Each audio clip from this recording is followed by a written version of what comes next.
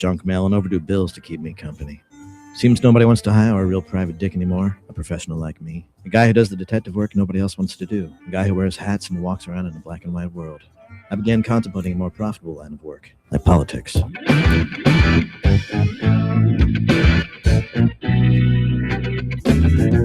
are the show you want to know. It's time to talk to you.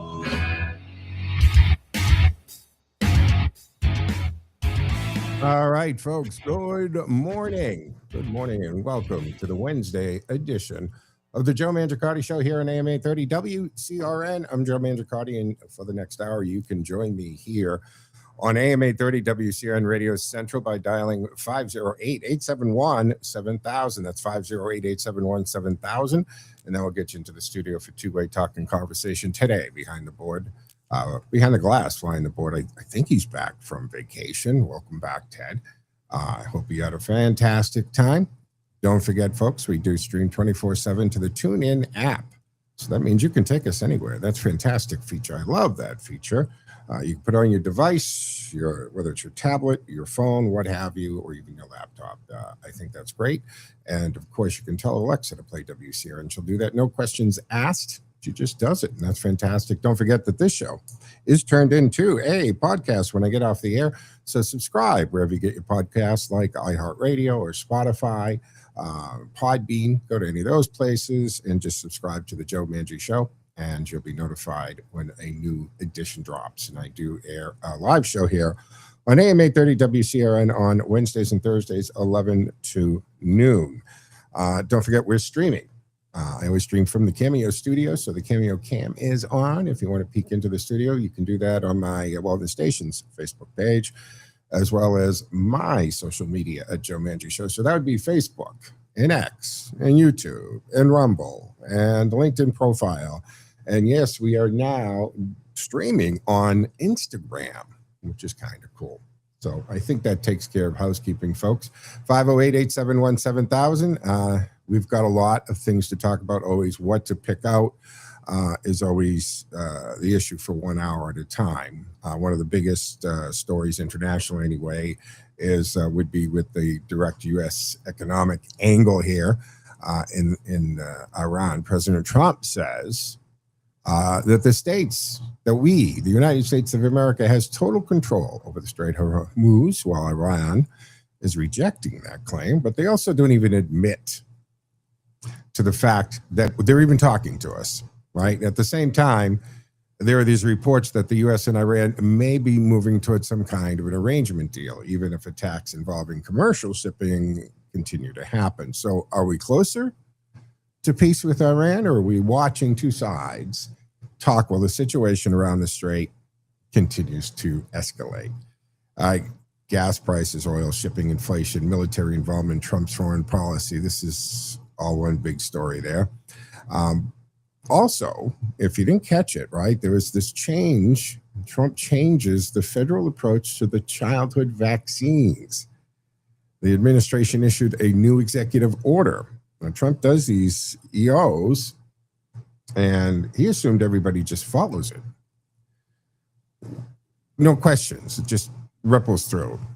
And Elon Musk pointed out that wasn't happening. That was part of the whole Doge thing, by the way, is not only Trump writing these executive orders, but then trying to ensure that they actually were being followed. Because, again, and I know if you listen to the show here, you know this is a pet peeve of mine, is that we have these agencies and administrations in our government that aren't elected, and they have no oversight, and they don't really answer to anybody, but their rules and regulations have the effect of law. And a lot of these people, including people in the State Department, which is the crazy one, feel like I've been here for 20, 30 years in a career. Presidents come and go. We don't. So we're going to do what we're going to do and what we like. So anyway, this executive order, so let's see how that all shakes out here. It has created some significant, I guess, fight already, right? With medical organizations, public health officials pushing back on that. So who should decide What goes on with the childhood vaccination schedule? Washington, doctors, parents, combination of the three. So this is a pretty good Trump versus medical establishment parent choice conversation we can have there. If you watched yesterday, for those that watch politics, it was maybe not the Super Bowl, but your playoff, right? Because we're seeing the Wisconsin governor's race. Very interesting one here, because it's not just Democrat versus Republican anymore. Milwaukee County Executive Dave Crowley narrowly defeated that progressive, in other words, DSA, Democratic Socialists, Francesca Hong yesterday. I mean, really, like 3,000 votes, 39.8 to 39.4. That's a close race. And don't forget that El Said, that the polls told us we're going to, win with these massive margins, right? It's like a point. It was a very, very close race there as well. So is Wisconsin another example of Democrats trying to figure out what kind of party they want to be heading into the midterms? All right. And also, we'll talk a little bit about Mamdani's this pied-à-terre tax. More on that. We'll get into that a little bit. But there's a lot of things here to talk about. I think the main event for today's show has got to be right here in Massachusetts, folks, right? Because we saw this crazy bill become law as Maura Healey and jackals around here were applauding. And it's this new abortion. And I don't do the abortion discussion on the show, if you haven't noticed, a lot. Like, it's just the Joe Mangiacotti show. You're not going to find a lot of abortion discussion happening here. But at this point, I think we have to talk about it because it is Massachusetts. Our little Commonwealth is in national news, and they're hammering away at us. And there are political arguments that divide us. There are religious arguments that divide us. And then there are moral questions so profound that they force us to stop arguing about Democrat and Republicans, conservatives and liberals, and ask a much more basic question. What do we believe a human life is worth? And today, Massachusetts, or yesterday, has given us exactly that question. Governor Healey signed legislation, and it removed the Commonwealth's previous statutory restrictions on abortion after 24 weeks of pregnancy. The law now places greater emphasis on the professional judgment of the physician rather than the previous 4 categories written into the state law. I think ambiguity in a law is dangerous, which is why often when there's a little gray area, and especially, if you say you're in a contract suit, you go to court, you're suing another company or they're suing you, the court always says, or the court tends to say, if this is vague and not really clear, we are going to rule against the person who wrote the contract because they were trying to probably pull something. That's typically what happens. And to say, not outline it, right? Because they always, remember, it was always, yes, abortions are rare in extreme circumstances, but that's it. First of all, they're not rare in extreme circumstances anymore. But what are those circumstances? What are these ones you're talking about? You just open-ended and vague. And this is what this is doing. It doesn't give an outline. It's leaving it to the doctor and you to decide. So supporters say this is about compassion. And they say pregnancy can become medically complicated. Yeah. Women have been given birth since the dawn of time, of course. It's our species still here on the planet. And babies and or mothers, or even both, dying in childbirth was unfortunately a very common thing up until a century ago or so, or not even. Now, they say pregnancy can become medically complicated. No kidding. And that's why there's so much put into prenatal care and vitamins and checkups and ultrasounds, because it can be. And they say fetal diagnoses can be devastating. They say doctors need flexibility. They say patients should not have to leave Massachusetts to receive care. And it always interested me how aborting a baby, they use the word care, or the process is always just women's health. Let's put a pin in that for a moment. And those arguments are serious, right? They're serious arguments. But there are serious arguments on the other side too. What if the unborn child is already a human being? Yes, I know. That's going to present other questions, right? What if human life begins at fertilization? If that's true, does viability determine whether that human being deserves protection? And if viable, where's the line? Is that the line, and why? Is it because the baby can breathe independently? Because the baby has developed a particular part of the brain?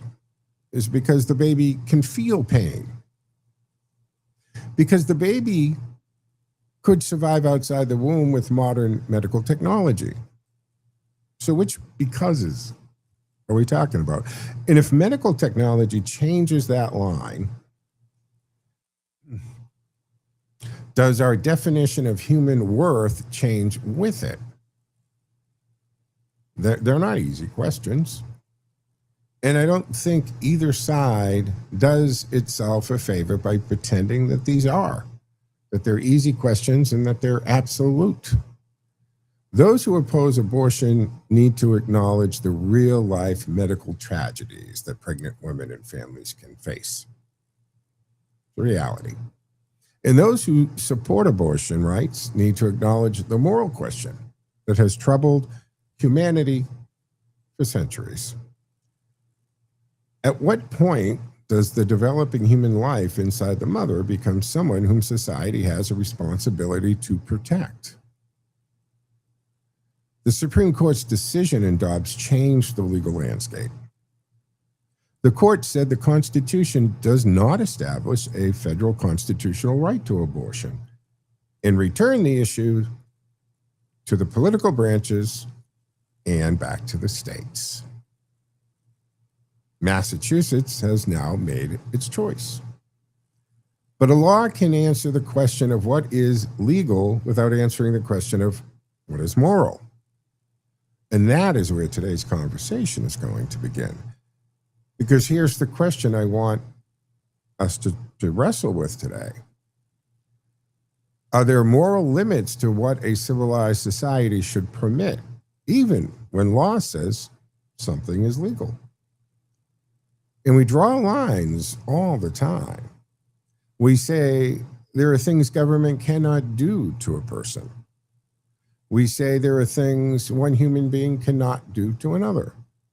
We protect children because they're vulnerable. We protect people who cannot protect themselves. So where does the unborn child fit into the moral framework? And on the other side, where does the pregnant woman fit into this? Does protecting one person's life require the government to control another person's body? Can both interests be morally real at the same time? And perhaps the hardest question of all, if there is a line that separates a pregnancy from a human life deserving full protection, where exactly is that line? And what is the principle that puts it there? So today, we're not going to settle this question with a slogan, guys. We're going to put the strongest arguments on both sides on the table. When does life begin? What does viability really mean? Does fetal development change the moral equation? What happens when a pregnancy threatens the mother? That's always a big argument, right? Does a mother have to carry a pregnancy to term if it endangers her life? Is that a question of whose life outweighs or is worth more than the other? What happens when that fetus has a devastating diagnosis? We can tell now with technology. We know this. Should the government make those decisions, or should the doctor do it? Or should the mother do it? And if the answer is that the decision belongs to the woman and her physician, are there circumstances in which even that principle must have a limit to it? This is not merely a debate about Massachusetts law. This is a debate about the meaning of human life, individual liberty, medical ethics, government power, and the responsibilities of a civilized society. So let's have the uncomfortable conversation. We don't do it on this show often. We have uncomfortable conversations, just not ones about abortion often. And we have to challenge both sides of this argument. Let's reject the easy slogans here. And let's see whether somewhere beneath all the politics we can identify the principle that tells us where that line should be. And then there's, of course, always the argument in the abortion discussion about the father. We're talking obviously about the biological father here. Because it takes two to tango. And the moment that child is born, married or not, we hold that father responsible, don't we? Child support. And then depending on what the circumstances are, if it's a married couple or a couple living together as a family, decisions are clearly shared. They're rearing that child together. But if it's a baby mama situation, then you've got the law recognizes and society is recognizing that the father has certain responsibilities for the life of that child. And if they aren't living as a family, for whatever the reasons, then they're child support. And if it's joint, but there's two types of custody, right? You've got custodial custody and you've got custody of the parents. So one says the child will live primarily with this parent, and the other form of the custody is who gets to decide. Is it equal? You know, what school they're going to go to, whether they can play football, they're going to take piano lessons, that kind of stuff. But as soon as the baby's born, the sperm donor in this situation, the biological father, has certain rights and responsibilities. But do they not have any up until the point of birth? It's been clear that the father doesn't have a say other than that input the mother gives them or permits them to have. And we are using terms mother and father. We're not using birth in person or uterus carrier or uterus challenged or anything. Mother and father, traditional meanings and sense. And not just for the purpose of conversation. It's because that's what they are. And I don't accept constantly being the dictionary being changed. I mean, telling me that words mean different things than they have meant. And I think we all should stop that and refuse to keep having that happen to us. But let's put a pin in that. So there's always that question, right? Because the father doesn't get to have any input as to whether the child is aborted, much less when they're aborted. But they're absolutely have to be there morally, ethically, and of course legally when the child is born. So what say you? 508-871-7000. Let's talk about some of the arguments on both sides of this. And before I do that, though, maybe we should look at the Supreme Court in their decisions. See, Massachusetts is now legislating in the world created by Dobbs' decision. And of course, we go back to the Roe v. Wade in 1973. Roe established that decision, and there wasn't a constitutional protection of this until 1973. And the court in Roe versus Wade established a constitutional protection for abortion under the 14th Amendment and created the trimester framework. And then Planned Parenthood versus Casey in 92, right? Casey abandoned Roe's trimester framework, but maintained constitutional protection for abortion before viability and adopted the undue burden test for abortion regulations. And when the court uses terminology like this, guys, right, before viability, what's viability? And viability changes. I have a friend that has a beautiful, healthy little girl who's probably 7 now, 8, but was premature by a long time. Because I remember going up to UMass in the ICU NIC unit there, where she was in this incubator type of thing, hoping that she clings on to life. So viability changes as technology, or depending on the technology available, right, and the techniques in medical care given. Then the court had another issue in 2007, Gonzalez versus Garhart, right? The court upheld federal prohibition on a particular late-term abortion procedure. Importantly for this discussion, the court recognized legitimate governmental interest in parental life, maternal health, medical ethics, and fetal pain. So now fetal pain comes into this debate in 2007. And then there's another court hearing and decision in 2016. Whole Women's Health versus Hillerstedt. And the court struck down Texas requirements for abortion providers after finding that the burdens imposed were not justified by sufficient health benefits. So now the court is looking at the providers. And then just a few years later, 4 years later, in 2020, June Medical Services versus Russo. Another decision here. The court again dealt with admitting privileges requirements for abortion providers and applied the abortion rights framework that existed under that Casey ruling. And of course, it brings us to 2022.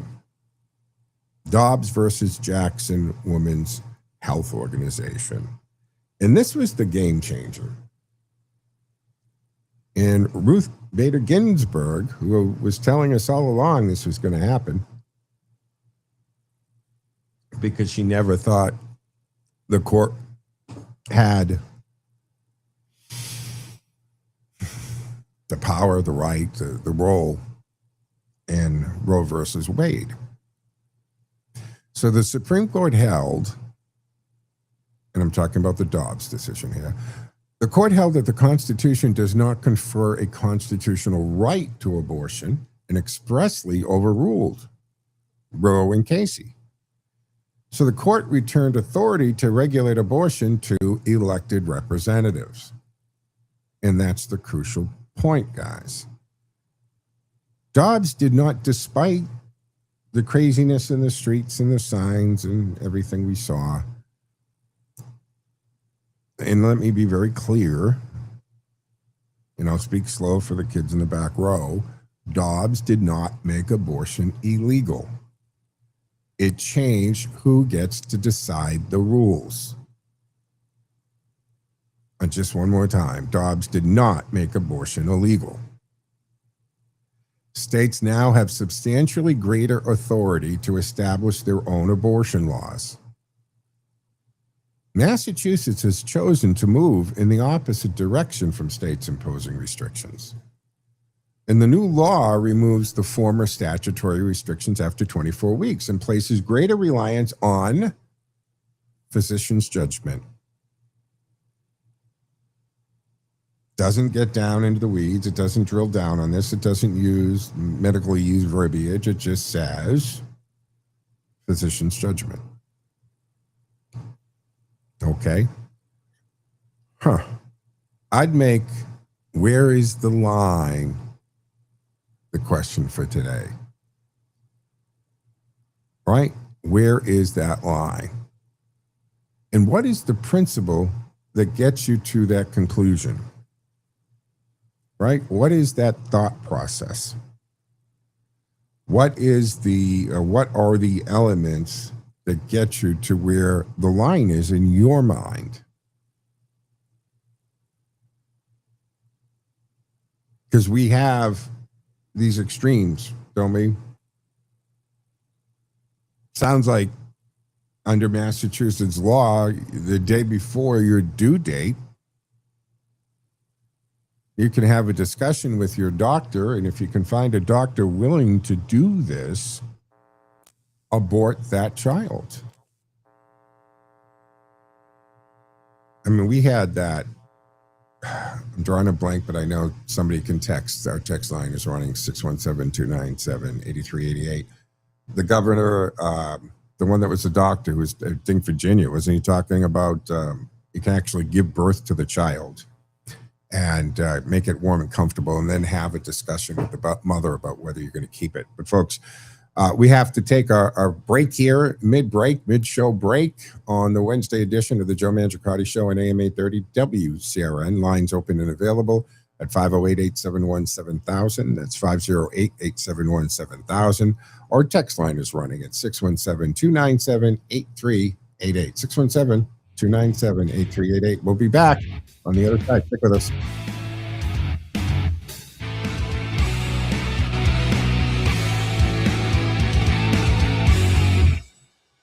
WCRN. Time now for the forecast from the Boston Independence Group Weather Center. Call Jerry Doherty today at 877-772-1776. Retirement is within reach. I'm Chief Meteorologist Sherry Spearn. Here's the latest Boston 25 weather on Radio 830 WCRN. We do have partly sunny skies for the afternoon today. Expect high temperatures in the low and the mid 80s, and it's actually going to feel less humid than the past couple of days. You'll see increasing smokiness in the skies late in the afternoon. Overnight tonight and tomorrow, we do have some widely scattered showers expected. It's not a washout tomorrow, but you're going to want to have an umbrella with you during the day. High temperatures tomorrow, also in the low and the mid 80s, but you will notice some increasing humidity levels. I'm Chief Meteorologist Sherry Spearn. You can hear Boston 25 live for the morning drive weekdays on AM 830 WCRN. More live and local radio is next. Stay tuned to Radio Central 830 WCRN.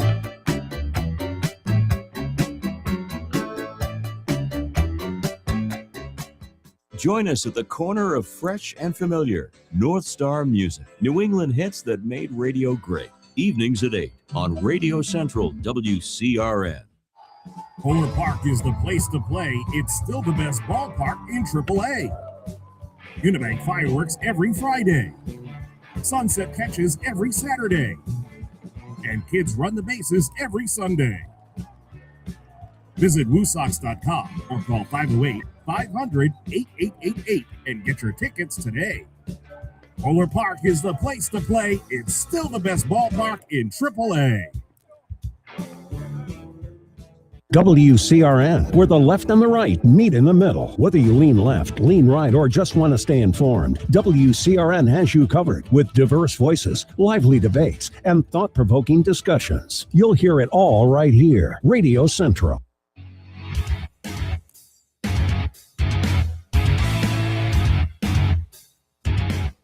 right, folks, welcome back here to the second half of the Wednesday edition of the Joe Mangiacotti Show on AM 830 WCRN Radio Central. And don't forget, lines are open and available. 508-871-7000 to join the conversation. That's 508-871-7000.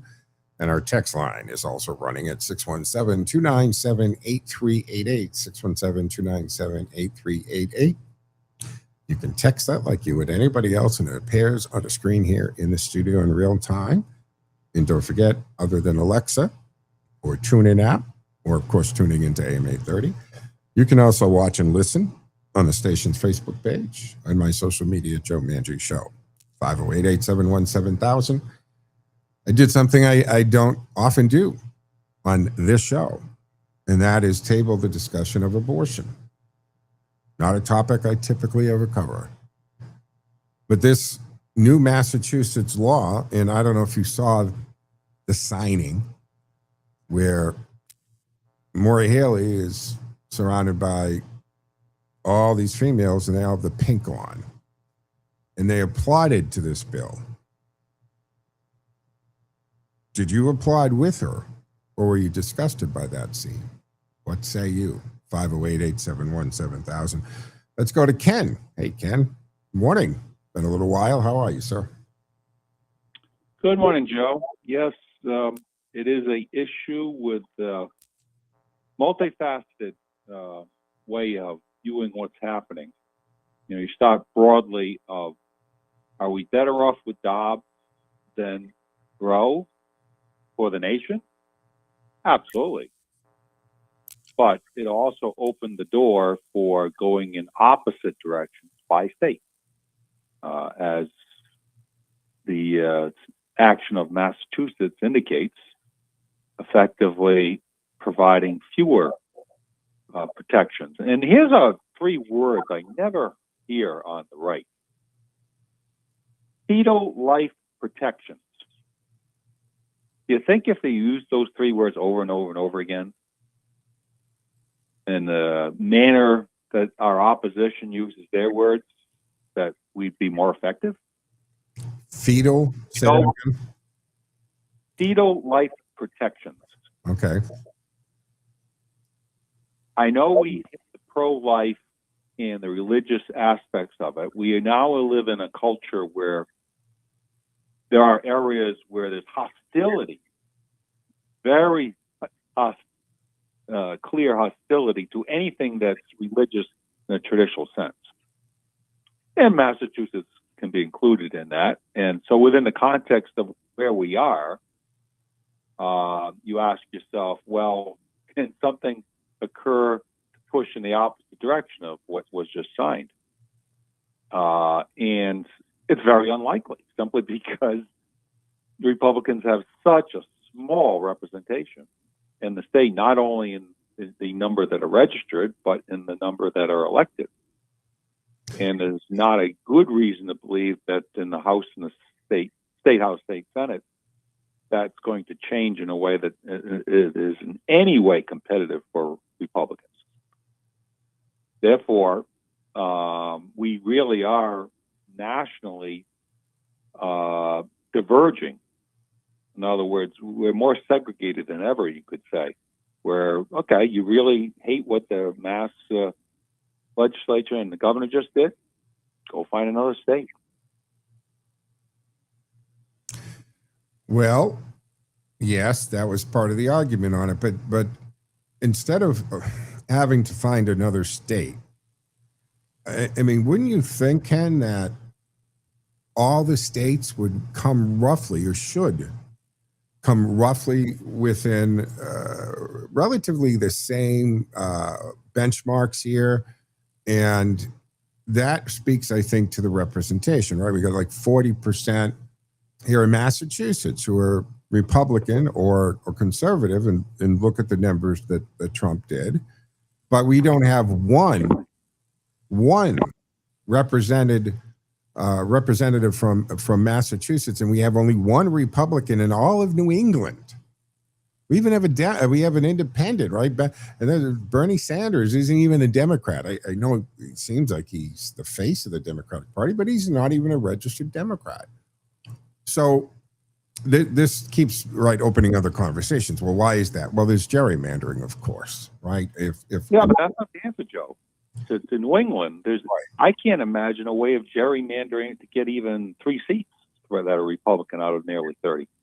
Well, see, I don't think we should widespread gerrymander to get the seats. Okay, I'd say, and we're going to take a diversion for a second. I think that because we have the technology, and meaning that we have the algorithms, the computer, the AI, and everything, that we should just put the people who are actually who where they live, not even registered to vote, just where people live, because we're supposed to elect based on representation of American citizens and where we live. So we put the population through the census, who lives in this house, how many people, and then we tell AI, or we write a program where the algorithm says draw district lines.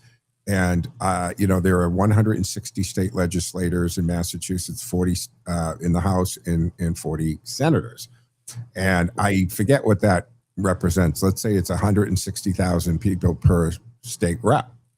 Just tell the AI, draw the district lines based on population, and don't even give it registered either voting history or registered party affiliation, nothing. And I think that's how we should come up with it, because that would be the true elected representation, because it's not even taking that in. We have no idea how people are going to vote. We're just basing it on the population, 160,000 people in that district, 160,000 in the next, etc. But we got off that topic. This Massachusetts law, where does this law sit with you on, and I don't know what are we going to call it, acceptance level, discuss level, okay with it, not okay with it? What's your thought? I know you're New Hampshire, but we're talking about the Massachusetts, specifically this little show Maura Haley put on with the signing of it. It's disgusting. But and the vagueness bothers me, Ken. The vagueness, right? Oh no, it's the being so open to killing a third trimester fetus that is capable of living. Because in any case, by and large, that they provide but it's like, okay, maybe you have a stillborn baby. Let it be stillborn. You don't ghoulishly chop it up or in some way poison it, which is the means to which to kill it. Suck its brains out. Although, wait a minute, if it's stillborn, it does present certain health issues to have a dead human in you. I mean, there's medical justification to removing that at that point. It's right. Which isn't abortion. No, if it actually is. That's a medical procedure. Right. Period. But they're using the excuse that, well, you just don't know. It could be awful decision for, it's awful regardless of how a fetus or life that's capable of living on its own ends. That is always awful. But you have to have standards. And this is just basically saying, do whatever the doctor wants. And then that just opens the door to all sorts of corruption on the medical front. Mm-hmm. But that's what you've got. And that's one of the negative parts of Dobbs. But in balance, are we better off about Dobbs than Roe? Absolutely. Because there's far more states that will take protective action. Yeah. And I find it interesting, and I mentioned it briefly in my monologue or opening, Ruth Bader Ginsburg, right, who the left and women's powers often embrace and point to, actually warned us for many years that R.V. Wade was going to be back on the table because she thought it overstepped in making it this constitutional protection that isn't in the Constitution, and that the court overstepped its bounds. And she said for many years it should be back at the state level. But here's the issue. When it goes to the state level, we've got this, right? So Massachusetts has, I think, this ridiculous. This is all I'm going to say on my position. It's absolutely ridiculous that that you can abort a living human being. I mean, the difference is a couple inches of skin, fat, and muscle. That this is a human being right now, and if you don't intervene and kill this person, and it's born, then now it has all the protection of a human life. And at the same time, these people who want to say you can abort at any time, that it's not a baby, it's not human, it's a fetus, are okay. That if you kill a pregnant woman, it's 2 homicides, isn't it? They charge you for 2. So on the one hand, the law recognizes that you murdered 2 people, but it doesn't protect the second person with the same zeal that you would protect the mother. We have that in New Hampshire, Joe. Do you? We had someone New Hampshire. of 2 deaths because one was a fetus. In New Hampshire, what's the abortion law in New Hampshire? Significant restrictions on the 3rd trimester. So that was done, about a year or so prior to I returning to New Hampshire. And Chris Nunu supported it and signed it. So it's sort of a pretty much old Wade, Roe v. Wade, where you are abortions are allowed first 2 trimesters and very restricted in the 3rd. Got it. Okay. Final thought. Someone in the state that is fetal life protection minded should sue all the way to SCOTUS if you want to see it change. That's your only opportunity. Yeah. Or we could do it by legislature, by changing out the governor, maybe getting that's not happening. Yeah, but wouldn't that be sweet if it did? The state house and state senate are so wildly left. It's going to take way beyond our passing for that to change. Yeah, absolutely. All right, Ken, thank you for the call. Always appreciate it. All right, man. 508-871-7000 to join the conversation, folks. Lines open and available. That's 508-871-7000. Of course, our text line is also up and running at 617-297-8388. Arguments to and from, we've run through these. Strong arguments for permitting abortion, right? Bodily autonomy, right? That's the central argument, right? Pregnancy profoundly affects a person's body, health, and life, and the government should not force someone to remain pregnant against her will. Yeah, her will. Funny that I noticed during the lockdowns and the pandemic that a lot of people who were extremists about abortion rights also at the same time had no problem telling you that you had to inject an experimental drug into your body. And if you didn't, you were a killer. You were an awful human being. You should be put into a camp, et cetera, et cetera. So, of course, the pro-abortion arguments of pregnancy can threaten the mother's life or health, right? Develop complications can develop rapidly. Supporters argue that doctors, not legislators, are better positioned to determine when ending a pregnancy is medically appropriate, which brings my thought to this new Massachusetts law. When you get into that 3rd trimester, what is going to happen? I'm not saying there isn't sometimes some extreme perfect storm of stuff that comes together. But way before that point, we have the ability to determine that baby's gender or sex, I should say. Is it male or female baby? Do they have any birth defects? We know this before the child's born. And if your child has an extra chromosome, is that justified in aborting them? Because they would be born with an extra chromosome? What if they were born with cerebral palsy or something else? Should aborting a fetus be a treatment to a birth defect? And of course, the mental health matters, right? That's also pro-abortion. Supporters argue that pregnancy-related psychological suffering should not automatically be dismissed simply because there isn't any immediately measurable physical threat. You know, there are steps to even stop a pregnancy. We also have RU486, right, the day after.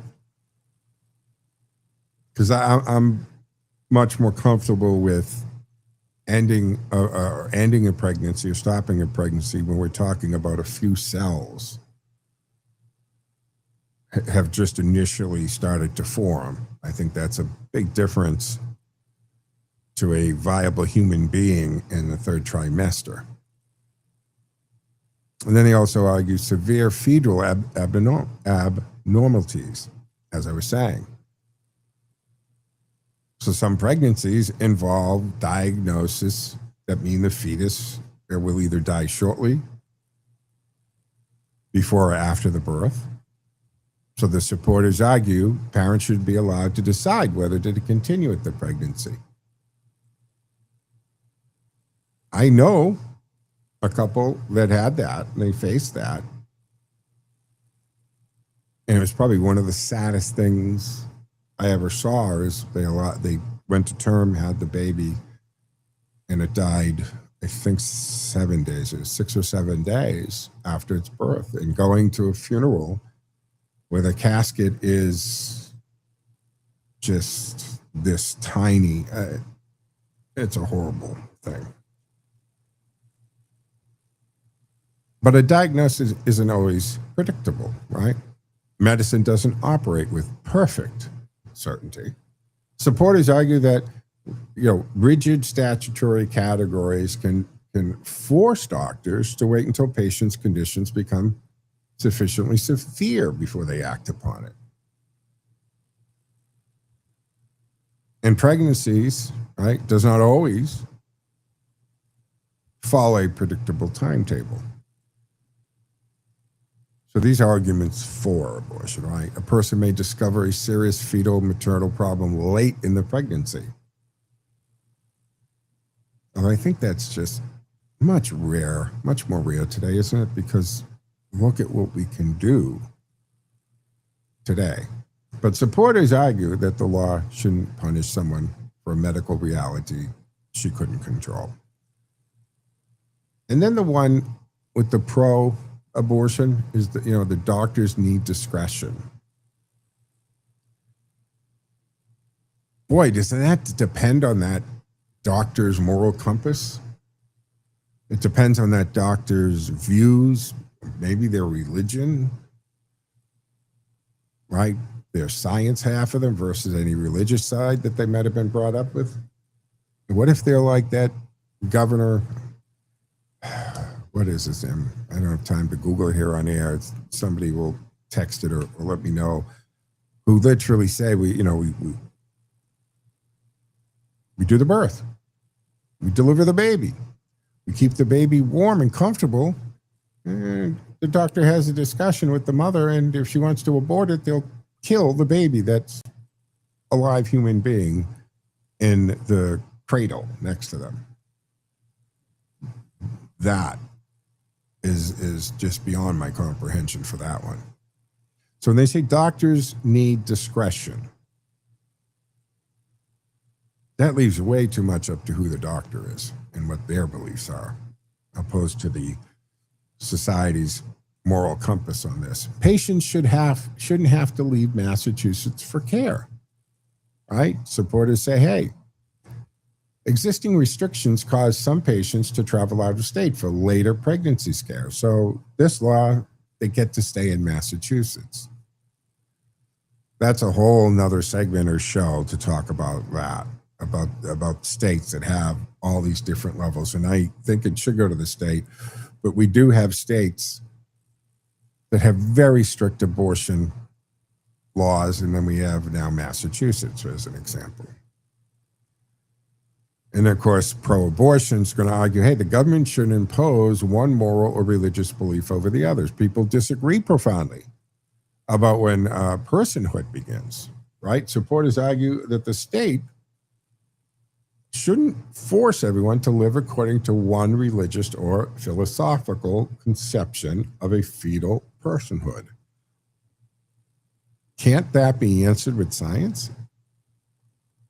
Inviolability isn't a fixed moral boundary. This is what pro-abortion says. A pro-choice advocate, right, will argue that viability is a medical estimate, not a constitutional or moral definition of personhood.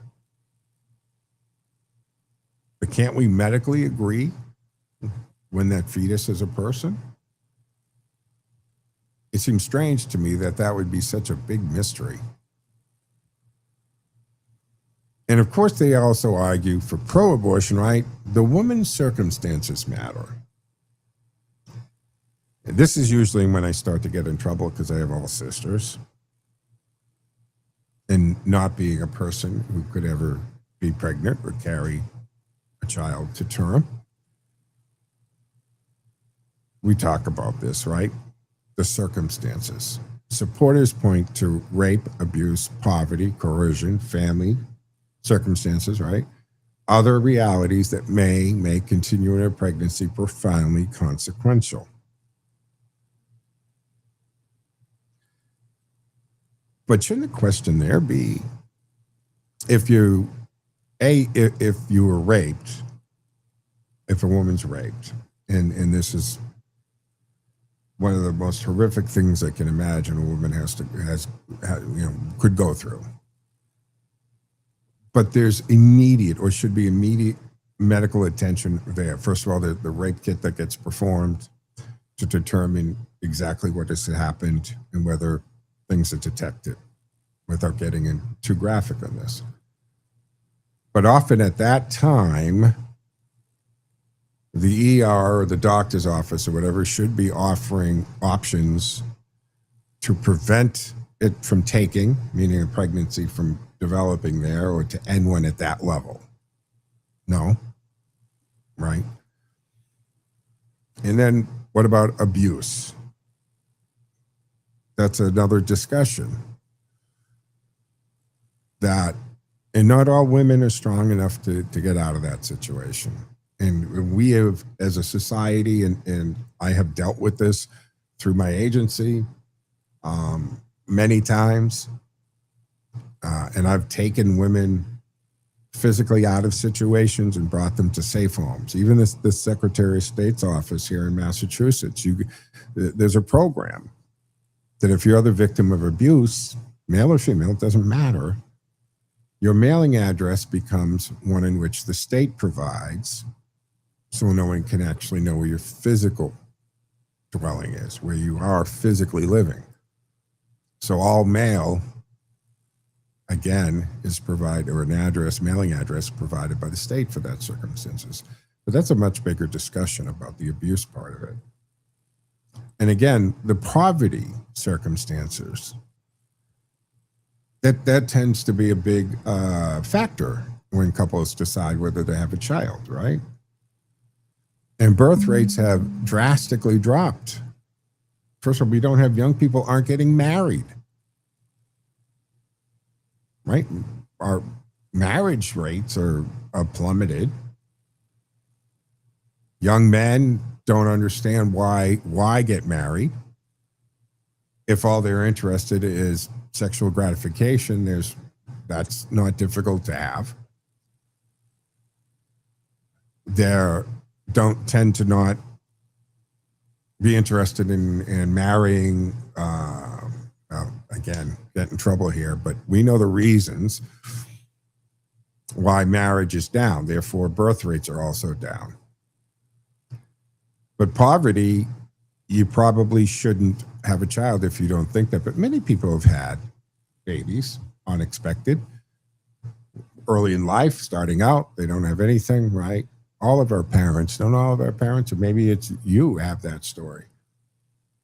That maybe when you first got married or your partner first got pregnant, you guys were living in a studio apartment or some really crappy one-bedroom apartment because you were at the beginning of your life when you were building that career.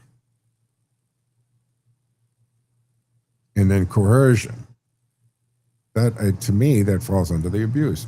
Family circumstances, and then the other realities.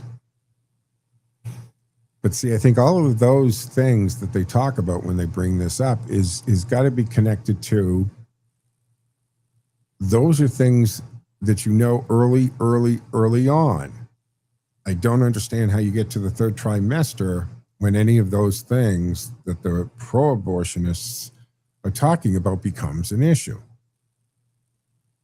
And of course, the final thing, right? They say the ultimate decision should belong to the patient and the physician.